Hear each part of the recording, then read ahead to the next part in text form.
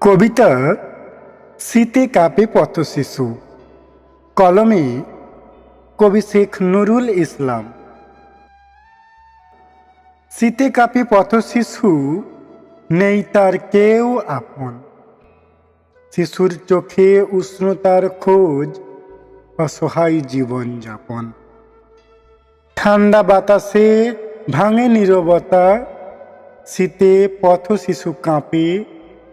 হিমেল রাতে জ্বলে ওঠে স্বপ্নের আলো, উষ্ণতার খোঁজে হাঁটে। হারানো পথে একাকী জীবন, নেই কোনো তার ঠিকানা। অভাগিনী মায়ের অসহায় সন্তান, বেঁচে থাকা বড় যন্ত্রণা। পথশিশু কত স্বপ্ন দেখে অন্য শিশুদের মতো, বাবা মায়ের ছায়া তলে উঠত বেড়ে, দুশ্চিন্তা মুক্ত হতো।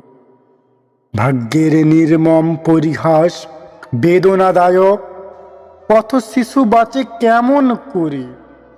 ভাগ্যের চাকা ঘুরবে একদিন, পরিশ্রম ও ধৈর্য করে।